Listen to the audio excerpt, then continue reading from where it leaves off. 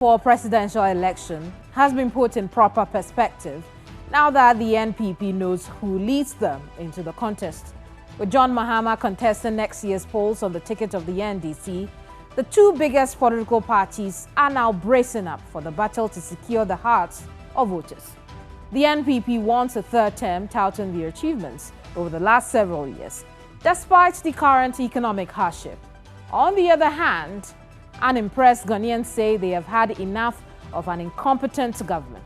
But what is the viable alternative? What is the substitute blueprint for dealing with the myriad of challenges? Who else should Ghanaians entrust power to? Is the opposition NDC good enough for a return to government?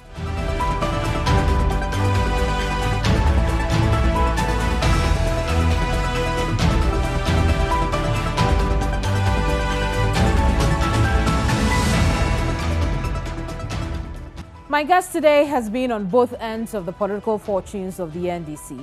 He was the chief scribe when the party returned to power in 2008 and also when the party had its devastating loss in the 2016 elections.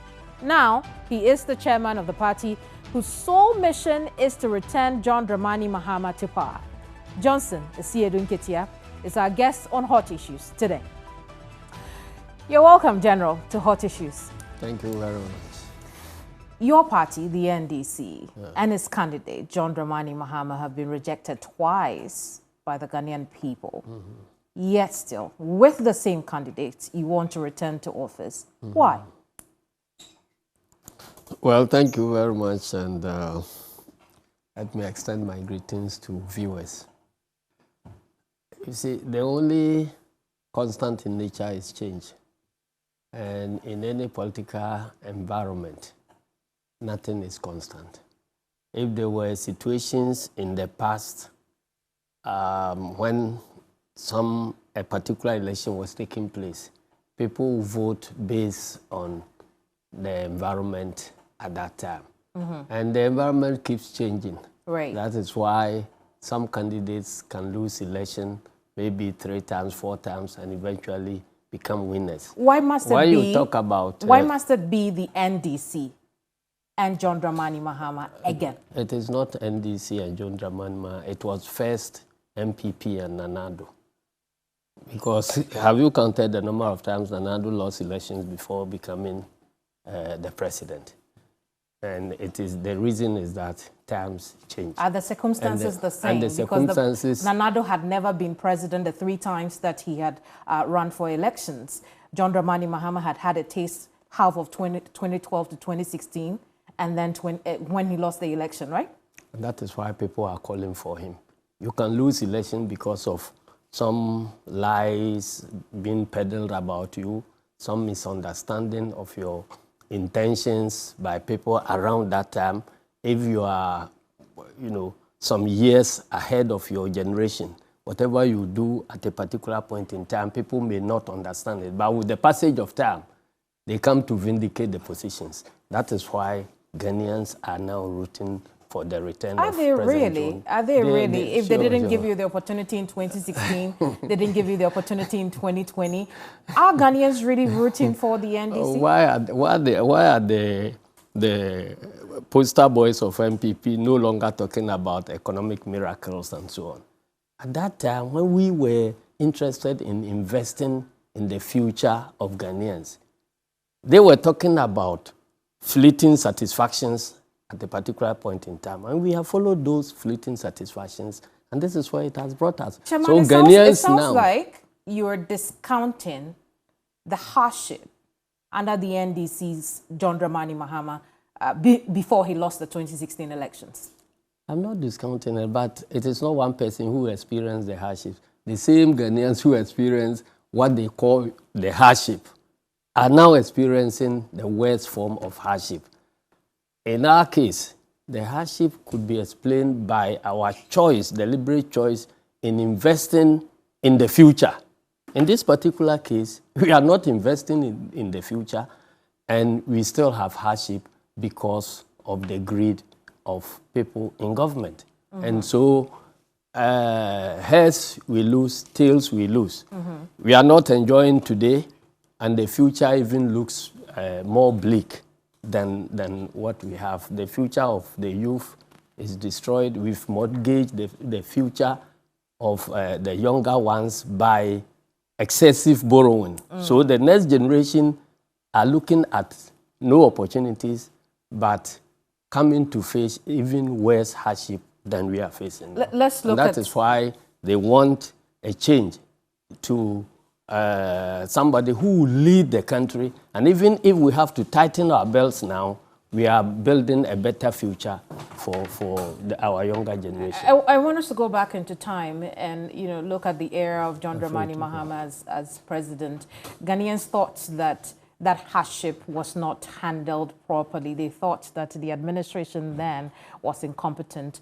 Why should they have a different mindset now about the NDC?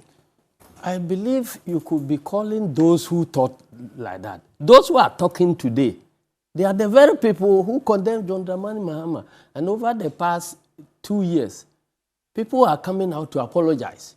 People are coming out to say that they were misled into believing in certain things. And that is, a stronger vote for President John Dramani Mahama. Because, you see, we kept saying that you can use the media or whatever techniques to brand somebody as what he is not. But when you put him in the position, his real nature will expose him. And that is precisely what has happened to Nanado. And the black painting, deliberate black painting of President John Dramani Mahama too, has been exposed with the passage of time. Why do you think there was deliberate black painting? Was it not true that the city at that time, between 2012 and 2016, had graduated? Are you not listening to the same people who were speaking against President John Dramani Mahama now? Have you been hearing them? No. They are saying that, look, Nana Akufo-Addo's performance has made President John Dramani Mahama look like a saint. And there are others who have been coming, particularly in diaspora. He said that, look, you came to paint this man as the worst thing that has ever happened to Ghanaians. And Chairman, what I'm confused about is whether you're admitting that, there were failures under your administration, under the NDC in 2016, up until it lost the election in 2016. However, what we see now is worse off. No, that is not the point at all. What I'm talking about is that there were hardships. And it is not now that we are admitting that there were hardships. We admitted the hardships at that time. But we said that the hardships are being brought about because of our investment into the future. And that if we tighten our belts now, the next generation will be better off. And that was what, and we never blamed anybody. Listen, we never blamed anybody for what was happening. We took responsibility for what was happening. And now you said, no, everything bad was caused by Mahama. You now change over to your saint. And now he comes and never takes responsibility for anything. Anything that has happened in this country was caused by somebody else, so apart from them. Taking responsibility is the difference. You take responsibility, and then you point to the people that, look, what I'm doing now is going to bear these fruits if we follow this trajectory. You cannot run a country like it's being done now without a significant portion of your resources going into investment into the future. If taking responsibility is the only difference between the NPP... I'm not saying that is it. That is your word. It's a key difference. One of the differences, yes. Between the NPP and the NDC. Yeah. Then you would say that the Ghanaian people are stuck between the devil and the deep blue sea. Why? I have not said that taking responsibility is the only thing. Those are your words. No. I am saying that one of the key difference between the two of you. It's not the key difference. It's one of the differences between the two. The other one is that we invest in the future because whether it is family, organization, country, or anything, you need to sacrifice today for the benefit of future generations. So anybody I'll tell you what the explanation for this government also is. Outside of the external forces, they have also said that they have put that money that he has spent into the future of our children in education? Why? And so, if you are offering explanation where for is that? yours. Where is that? You see, when you are running an economy and you have a set of needs, you know how to prioritize and how to apportion your resources so that you will not have a system where part of it will be overbloated to an extent that the other parts cannot come along. All that they are talking about, investment in education, is about free SHS. That is the middle part of education. Go and look at the top part of education and the lower part of education. It's horrible. And so how can you develop education only by investing in the middle part? And even the so-called middle part, they claim to be investing in. Because of lack of infrastructure, you see how they are struggling. Do you know that people are going to be admitted in December and will be vacating in December? Chairman, this year, just the year coming. And that is what we'll come back and talk about, what the alternative really is, because it sounds to me like we are in between a rock and a hard place when it comes to the NPP and NDC. No, that is your impression. We are not between the rock and the hard place at all, unless you don't have the sense of choice. Chairman, in a recent interview with Africa Watch, your candidate, former President John Dramani Mahama, said that the NDC and him are coming back to power because the economy, and I'm quoting, the economy is broken. All rating agencies have declared our economy junk. That is a clear verdict. My question is, what is the alternative the NDC and John Dramani Mahama are offering? We need to begin building back the economy to where it was, and then to build on it, because you cannot hand over a future to the next generation with this downward spiral of economic growth. So it is a very important task, and the next few years will not be that easy because we have come to the lowest. What are the target areas in the economy that the NDC would be going after in order to revive it? Well, we will bring our manifesto out very soon, and you will know what it is that we are going to do. But whatever you promise to do can only succeed on a strong economy. Tell me. I'm saying that. What are you tackling within the economy? You need to tackle agriculture strongly. You need to fix our energy problems very strongly too. And then you need to build agriculture and agro-processing. These are key areas that no government can succeed in this country without tackling. We will give you the details of what our manifesto will look like. And so, but I'm saying bottom line is that you cannot build anything on nothing. So those who go about promising free this, free that, free this, free that, the free can only happen on solid production. If there is no solid production and you go about promising free, you can only print money, and you print money to make the economic thing worse. So these promises that you're making on agriculture, on energy, and the likes, if we look back between the period 2012 to 2016, for instance, under Agric, we know that the highest growth that the Mahama administration had scored was 5.7% in 2013, and so what are you telling us really when it reduced to 2.9 by the time he was exiting office? So what is the economic growth now? What is the growth figure what for I'm agriculture asking now? is, if you have not shown us any evidence of growth during your period, what are you going to do differently now? You see, let me say that I did not prepare for this program as if we are going to discuss economic growth figures and all that. But I'm saying that don't assume that whatever happened in the past is the same thing that is going to happen. That's a track record we have. So you have to convince us that there won't be a repeat of that. And I'm not hearing that.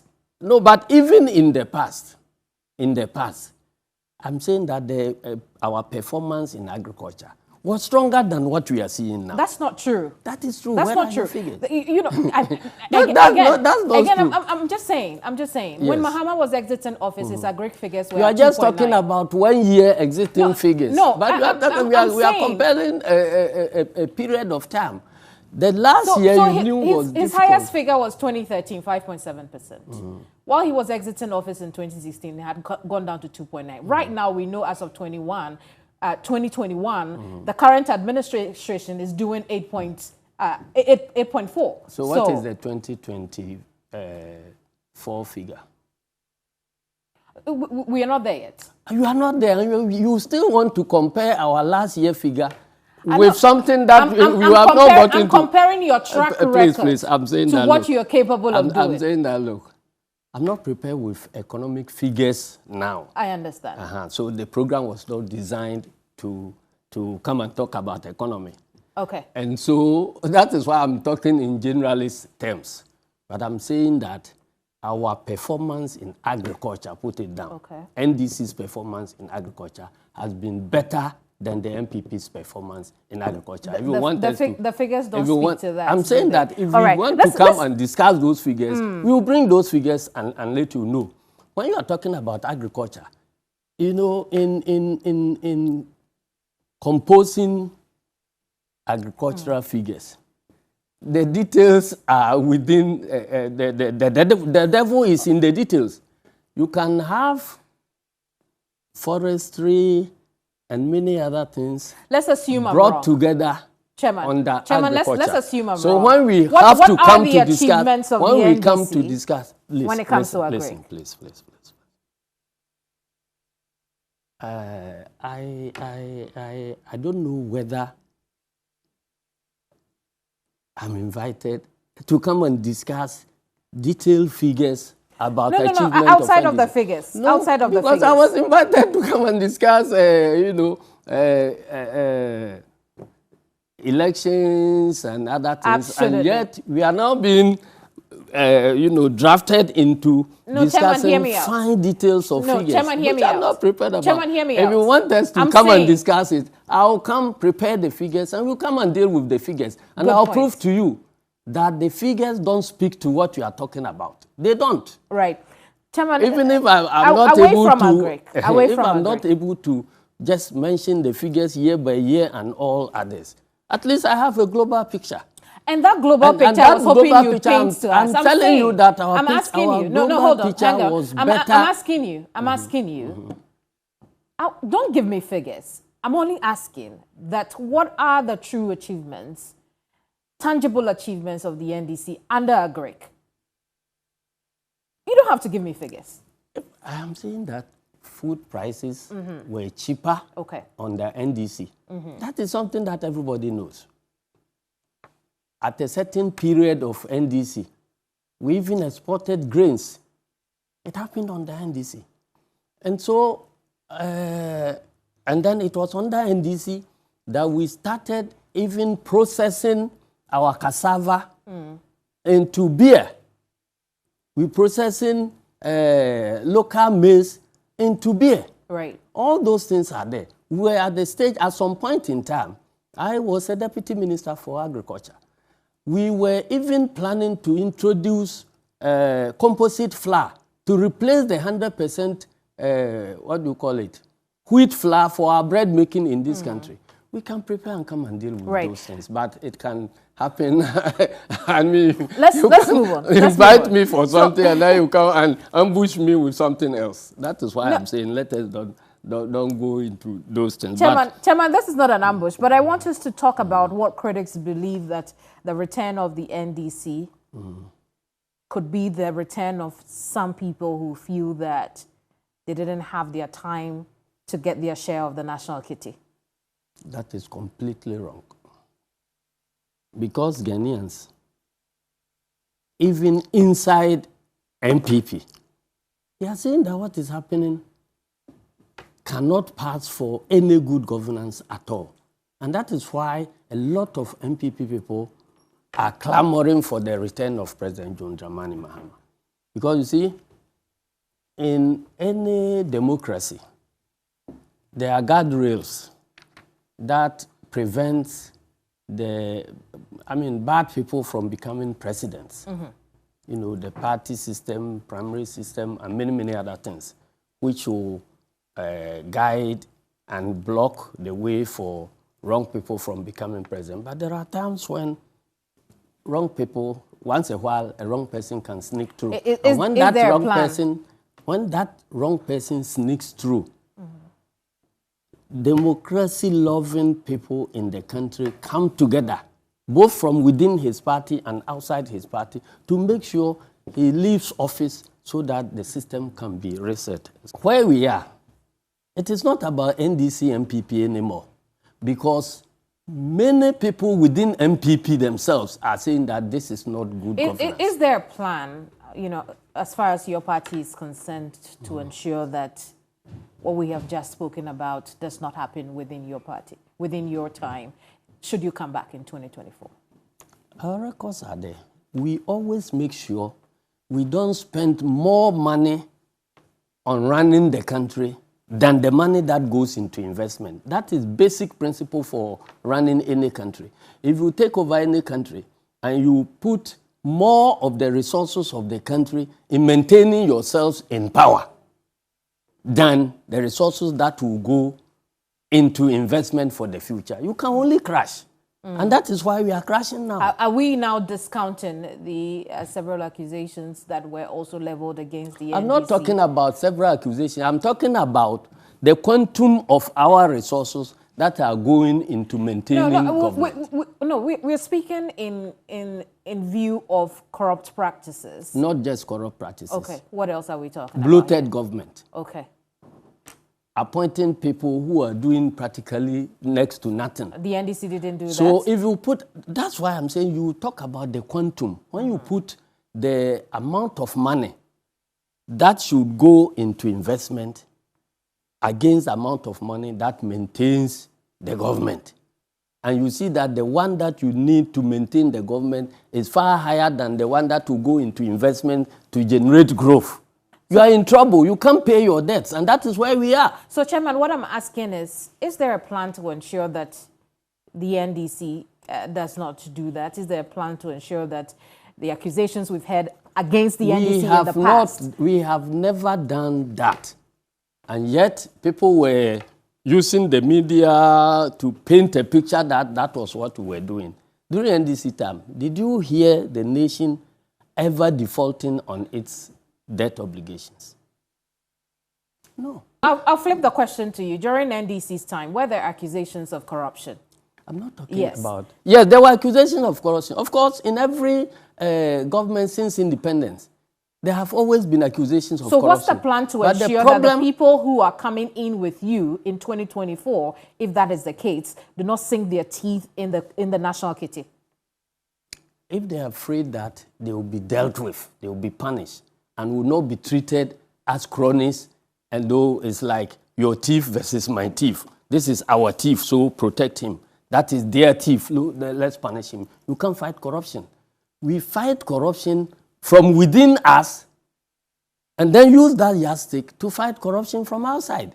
But if the fight against corruption is reduced into fighting their thief and protecting our thief, then you can't succeed. And that is what is happening currently.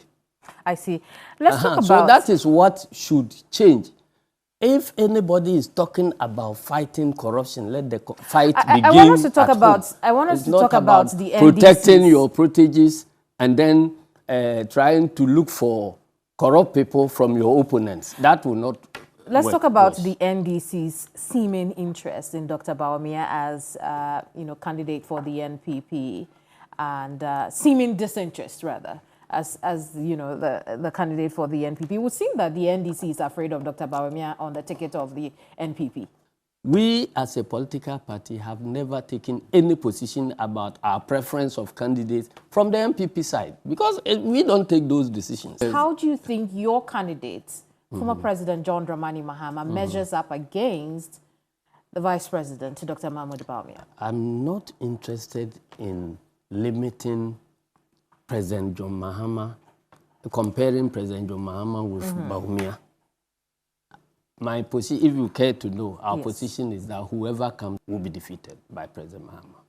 What makes you think that, regardless of who comes up, the NDC's John Dramani Mahama is a better candidate on the ballot? Because we will have a stronger program, for reviving this economy and provide hope for the youth of this country, because we are known to have done more generational thinking than what we are seeing now. We are seeing empty sloganeering that will attract clapping momentarily, even if the following day we will have to be crying. That is not the way to run a country.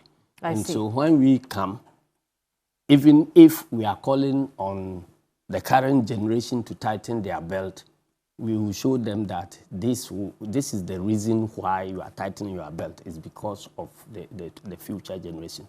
You cannot continue to live in a situation where now the future of the current the future of this country we are handing over to the younger ones. It's debt, unsustainable debt that they cannot pay. We are consuming today and pushing the burden of paying for our current consumption on the future generations. It is unfair. We are destroying the environment today and looking for resources, gold, whatever, and so on, and then pushing the mess, the environmental mess, to future generations. Right. That is also not good. And many other things. So let's begin thinking about how our country will look like in future. And when we are taking decisions today, let us be mindful about what future we are bequeathing. Despite what you have just told us, the NPP General Secretary last week on this program told us that, and I'm quoting, I can assure you that after our presidential candidate has laid down his vision for Ghanaians, any negative thought about the NPP will be revised. We have heard this before. His predecessor told us that by the end of their first term, we will be importing youth from other countries to come and work here because we will run short of labor. John Boadu is on record to have said it. So what is new about JFK saying something like that? I want to know what the NDC envisions the 2024 elections to be. Do you expect it to be a tightly contested race? I don't engage in this type of conversation because it's a double-edged sword. If you paint a picture of an easy election, that works against you because it goes to, encourage your people to go to sleep because we have won already. On the other hand, if you paint a very bad picture too, it has a way of demoralizing some people. But what I'm saying is that we have work to do. It is not over until it is over. So let everybody put in their best effort, and then we will win come January 2025. What do you have to say to analysts who have measured, based on their predictions, that Dr. Bawumia will be on the ticket of the NPP, with John Dramani Mahama on the NDC? The 2024 elections could go into a round-off. Let them continue with their predictions. I'm not one of them. I see. Let's talk about the electoral process ahead of the election. The EC now, is planning to create the Guan constituency. We know that CI has been laid for that, and it has denied rumors of creating 25 additional constituencies. Is the party content with the move to properly give some name to Sal? In fact, we always call the denial of voting rights to the people living in that area a cardinal sin. And so if somebody repents of their sin and want to do the right thing, we can only congratulate them. Right. It is something that should have been corrected much earlier on. Does the party have a candidate for in mind for Guan, or you have to go through the process? No, we have a candidate already. You have a candidate. We have a candidate already, and we expected that constituency to be created much earlier, so that elections could happen there for that the winner to join the current parliament to give them a voice. I don't know what happened, and they kept delaying it up to today. So the whole process of denying them the right to participate in the 2020 election has been wrong, very unconstitutional, and very undemocratic. And so if there is any effort to correct something that has been wrong, we can only applaud them for so doing. I see. All other things being equal, we're going to have 276 MPs. There are those who believe that based on the increase in population, we should have more constituencies. What does the party think about that? The party has not taken this decision, besides the fact that when we complain about the size of government, we should not be condoning an increase in the size of government whilst we ourselves are complaining about the size of government. For some of us, we think that even the 276 are way too high for our type of country. Right. If we take our population and compare it with the population of United Kingdom and other democracies, we realize that we are carrying too many MPs. If I had my way, I would have preferred Ghana running with the 200 MPs that we projected when we were writing the Constitution. Unfortunately, there was a loophole in the Constitution that was exploited by President Kufuor's government, which was condoned by the then judiciary. And that is where we are now. We have opened the floodgates for anybody to create any number of constituencies, so long as they find themselves in government. Because if you look at the clause that allows for the creation of constituencies, it states explicitly that constituencies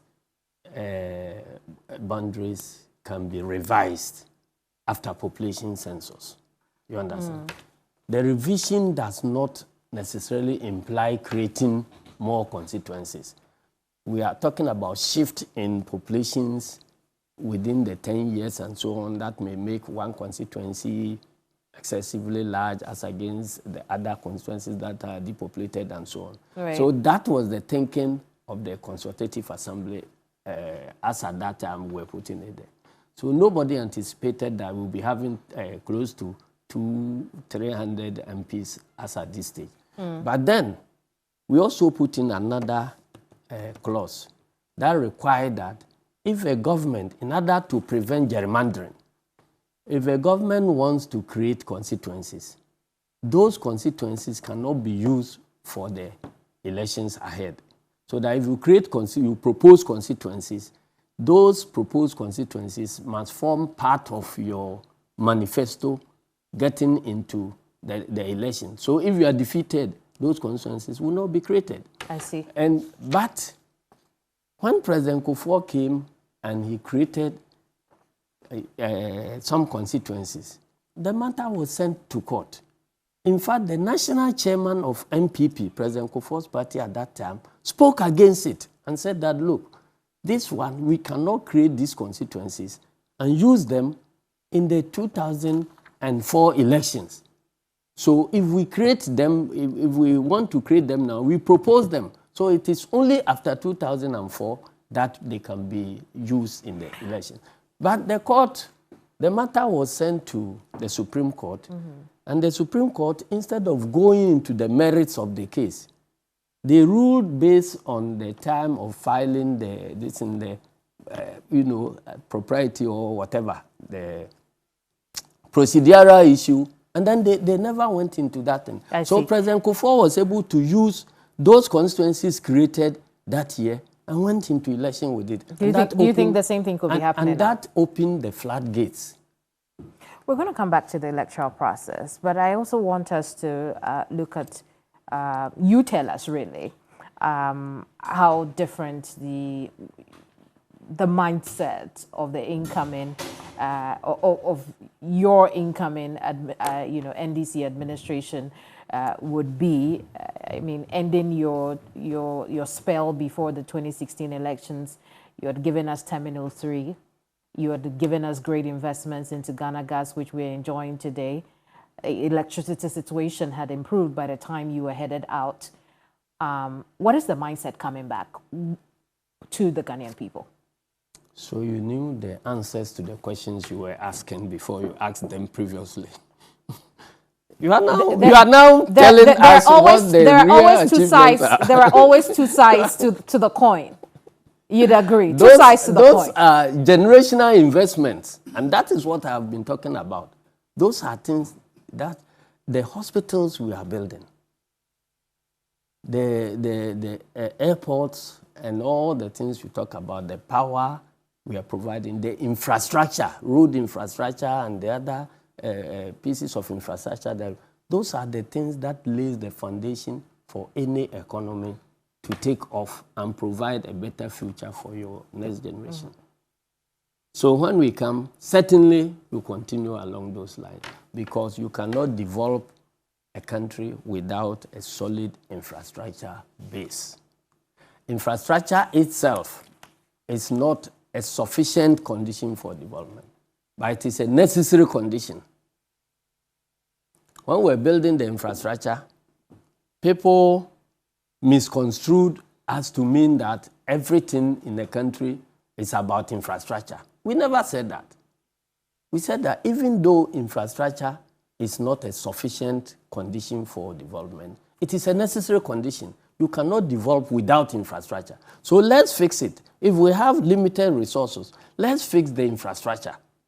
We will get to a point where, with the minimum infrastructure laid, the other things like attracting investment to generate growth and all that will naturally follow. How do you think this administration compares to your record of infrastructure? Go and ask the citizens, not me. You have been covering the poor road network and all that throughout the country. You've been covering the creation of Ministry of Railways, which is focusing on dismantling old rail lines and selling as scrap. You have been covering it in your network. And so we have decided to lay back a little and let the citizens do the talking. Let them testify about what is happening in their areas. And that is why what is happening is happening. If we had proceeded on taking the lead in talking about infrastructure here, lack of roads here, lack of these things here, people would just,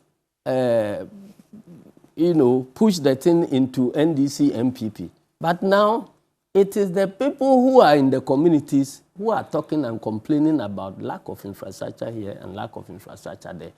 And so, the verdict is already out. And one thing we are going to assure Ghanaians is that these incidents or the practice of abandoning projects midway because they are projects of your predecessors, that practice has been very, very harmful to our economy. And it's in fact has contributed to the debt overhang, which we are unable to pay.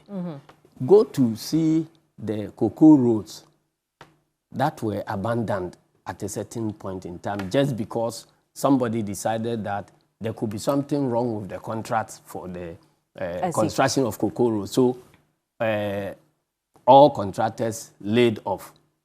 Roads that had come to, that has been cleared, some have come to fixing of sub-base and base, some were ready for tarring, some had first surface dressing and all that. All of them over the country have been left to the mercy of the weather, and they've all been washed away.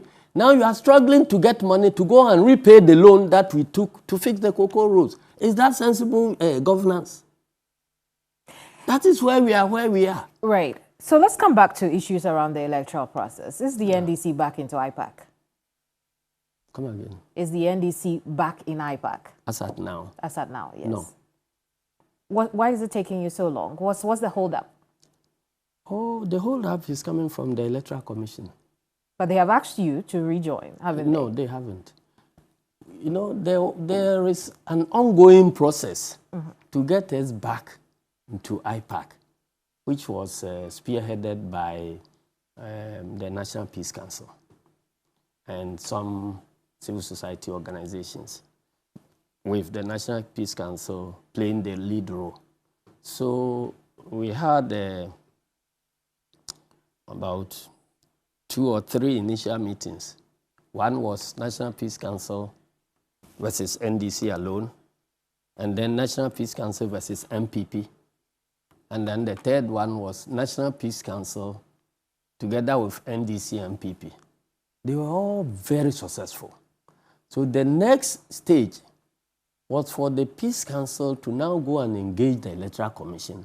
Then after that, the last meeting would have been all the parties together with Peace Council and Electoral Commission to iron out those differences. So after our meeting, NDC, MPP, and Peace Council, which was very successful, because everybody knows that these two parties are the key stakeholders of our electoral process. Electoral Commission is a referee. So if the two teams agree that this is what we think our elections should look like, that will satisfy us, why should the referee take another position that is different from what the key stakeholder or the teams are talking about?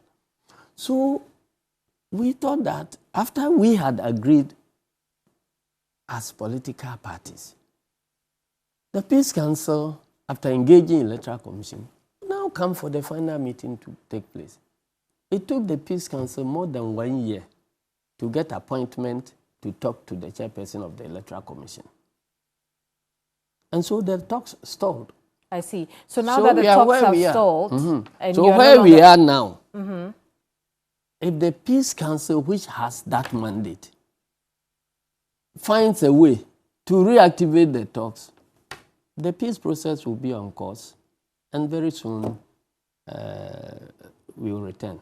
Are there other signs that the Peace Council may revive talks? Oh, yes, because lately I've heard people, because first the intention was to put the blame on NDC. And now the cat is out of the bag. They know that it is not NDC that was being recalcitrant, but it is rather a peace process that got stalled because, according to the Peace Council, they have not had the opportunity to meet with the chairperson of Electoral Commission. Each time they try, there will be an excuse that she's traveling, he's out of the country. For 1 year, if this exercise is such an important exercise, for a whole year, can't you get opportunity to meet the National Peace Council, another state institution that has an important role of making sure there is peace in this country? Chairman, if the status quo remains, they come and continue the process, fine. If the status quo remains, do you expect it to have any impact on you now, during the elections, and even after it? If the status quo remains, we will take it into account in our planning for the elections. And this is one of the challenges. So our preparation for the elections will take that one also into account. Speaking of taking into account, one of the major issues that your critics have brought against the party in the last 2 elections was the party's inability to collect your results independently. Is the NDC now in the position to do that? What is the strategy for 2024 in collating the results? Nobody goes to war by proclaiming the number of weapons he or she has. So it is something that I'm not going to talk about. Would you have real-time results in 2024? I'm saying that let's wait for 2024. It is an internal process. And so if our party people are satisfied that our preparation for the elections is adequate, let it be adequate and let it remain within the party. The NDC, particularly your candidate, former President John Dramani Mahama, has vowed to resist any attempt to rig next year's elections. What's the strategy to ensure that the election is not rigged? How will you ensure that? Again, I'm not going to tell you that we are coming to fight you. Tomorrow we will come with a bow or arrow or a shotgun. Is there a plan, or you don't have one yet? Is there a plan, or you don't have one yet? I'm saying that, look, it is not good planning to be talking about your preparedness to fight an enemy. You use your left hand or right hand to shoot the bow or the arrow and so on. It is something that I don't talk about. Let's move away from that and talk about recent comments from the NPP regarding how the Ghanaian people would view them going into the 2024 elections. They say, look, we've got a whole year ahead of us and things are going to improve within that year. Ghanaians would have forgotten the NDC by then. So they are accepting that things are not good now.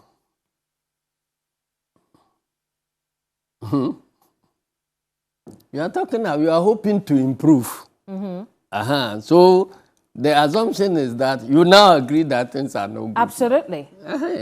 They accept that things are not good. And they think that by the time it's December 2024, things would have improved and Ghanaians would have forgotten the NDC. We wish them well. Well, so if things have improved, then what else would the NDC be holding the NPP to? Are you saying that in countries where there is double-digit economic growth, there is no change of government in any election? Again, I'm asking that question because you see, the economy is just part of the, what do you call it? Part of the problems you deal with in a campaign. It's not the only thing that features in a campaign. So what else would you be holding the NPP to account? It's bad governance. The verdict is out that NPP has demonstrated, in the past 8 years, has demonstrated the worst form of governance this country has ever witnessed in this Fourth Republic. And so, bad governance is a major issue that is going to feature in the next election. You understand?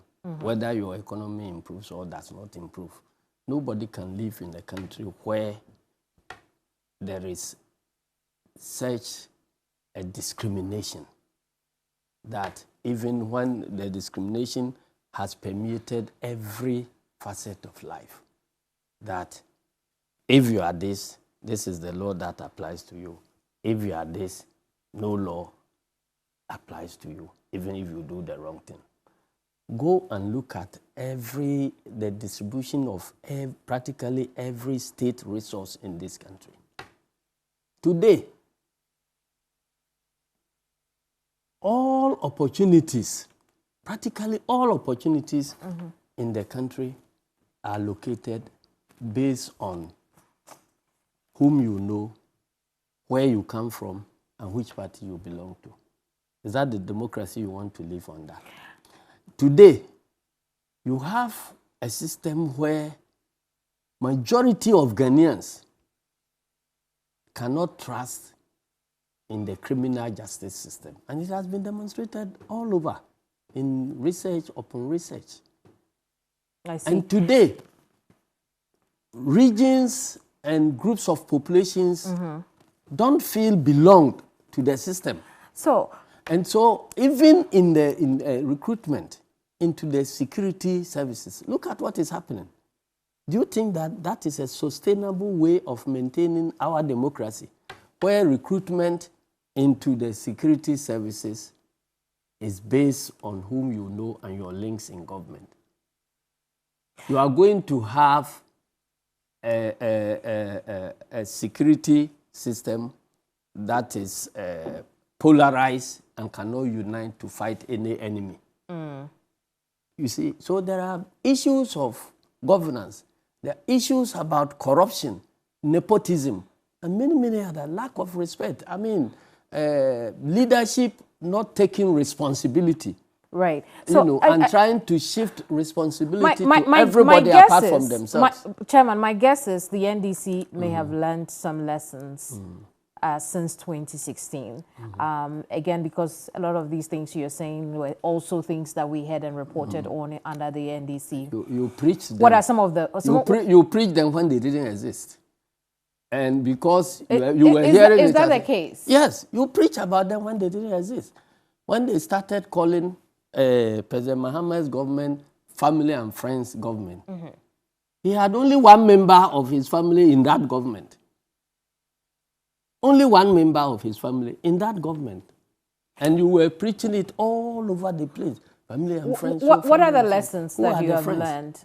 The lessons is that I believe that we need, and I believe that the media has also learned lessons. No, what are the lessons that the NDC has learned? The lessons we have learned is that when you manufacture a rat trap, you must beat the path. You must yourself advertise. What does that mean, Chairman? What it means is that we felt, from the revolutionary background, we felt that if you do things to people, you don't go making noise about it. The people there will feel it. And so they will vindicate you when it comes to voting. Then MPP came on board and they used media to create wrong impressions, even where development is taking place. They find a way of creating the impression that development will not bring money into your pocket. Isn't the NPP already saying the same thing against the NDC and the Ghanaian media? Exactly what you're saying. What I was hoping to hear are the lessons that the NDC has learned in governance. That's what I'm saying, that we have learned lessons. But you're blaming the media at the end of it. I'm saying that we came from a background of not preaching what we have achieved sufficiently. Okay. When our opponents were rather painting us black and we said, oh, people know what we have achieved. So we are now learning our lessons that when we come, we must increase Which brings me to the question, what kind of a president is the NDC bringing us going into 2024? The president who is always truthful to his people. I see. Who takes responsibility and makes sure that when there is a problem, he will not dodge the problem and be blaming other people. He will face it, take the necessary decisions, and if those decisions are bringing hardship, he talks to his people that, look, this hardship yet is temporary. It is intended to help us contribute towards a better future. And so that is the president we are bringing. And we are bringing a president with foresight, who knows that when I need to do free secondary education, I need to provide the infrastructure. I'm looking at the resources that are available in the country. And so this is the way we should approach it so that we don't go and hit the wall and now begin to come back. But let me come back and explain to you why I'm saying that you are responsible. When President Mahama spoke to the media in South Africa about the way he's being criticized, is he not worried? Does he have a sound sleep? And he said that, oh, now as for criticism, he has developed the shock absorbers to absorb criticism. So it's like a dead goat who doesn't fear a cutlass. Then you take it to mean that if you criticize him, Chairman, he will never listen to you. That was what you media people projected. And then Chairman, the former president is only now explaining himself. No, we explained it at that time. We explained. This interview was conducted when he was in South Africa. It wasn't even in Ghana. Then on the case of the other one you are talking about, the dead goat syndrome, and the other one where he said that, look, if you have not, those who have sat on the saddle know where it pinches. So Bawumia should be careful because he had not sat on this seat before. It was taken out of context and projected as if because he's a president, then nobody who has been a president can criticize him. Are there any changes? That was completely wrong. Are there any changes that you hope that the former president himself, on that personal level as the number one person in this country, should that be the case in 2024? I'm saying that those things you are accusing him of, it was your problem. You took what he said out of context and believed that it meant that he was a president who does not accept. It seems you are now taking me out of context. What I'm asking is, are there some personal lessons that you feel that John Dramani Mahama should have learned going into 2024, and what would those be? Well, I believe that he has known human beings better. So in his next government, human beings, like who would Ghanaians, fall within that? Generally Ghanaians. I see. You know, when you are in power, it's a different thing, the set of friends you have. When you are outside power, you see the set of friends, whether they are lawyer or not lawyer. So when he was in office, he didn't know us too well. These are things, nobody knows human beings perfectly until they die, the day they drop dead. Every day we learn something new about human beings. Every day we learn something new about friends and opponents and so on. Chairman, how would you describe cohesion in your party at the moment? Oh, it's as cohesive as any political party could be, which is poised on winning power. I see. This is despite the ouster of your parliamentary leaders, which the party has failed to really speak about. What is it about? This is not the first time we are changing parliamentary leadership. So if I didn't say change. I said ouster, because that was the impression. The impression that the people who had been removed created, and they chose not to talk about the matter. How did the party deal with it to ensure that? And I'm saying that the cohesiveness. As far as I'm concerned, that is nothing new. And we will continue changing leadership. If we are in government, we will continue changing ministers. Reshuffle is a natural part of governance. They mind the same way as a coach handling a team in a match. The reason the coach will be on the touchline watching the match is that there may be bad days for particular players, they may be good, but certain occasions they may. So what I'm saying is that the removal of Haruna Idrisu as leader of your side in Parliament did not go down well with not only himself, but his tenure of leaders, co-leaders as well. Is the party sweeping that under the carpet going into the elections? Have you ever called anybody who has been reshuffled in government before to find out whether they like it or not? I'm saying that, listen, governance is not about satisfying friends. Governance is about watching and making the right changes at the right time. So if you are working in the interest of a collective, you shouldn't be worried about, personal complaints here and there. Have names come up? I'm saying for the vice presidential candidate. Have you seen our party constitution? Absolutely. And, John Dramani Mahama is supposed to make the choice in conjunction with the Council of Elders. What I'm asking you now, do you have some names come up yet? And so, is it in the constitution that I am the one they will bring names to, so the names will come up to me and I'll make a choice? No, You say you don't Dramani Mahama. No, I haven't said Call you are him. making the choice. So where are you talking about names coming out? Chairman, hear me out. Chairman, hear me out. Yes. I haven't said that Yes. you are going to make the choice. Yes. What I'm asking is, what are the discussions around a vice presidential candidate for There is the no discussion NDC? as far as I'm aware now. Thank you for coming. You are welcome.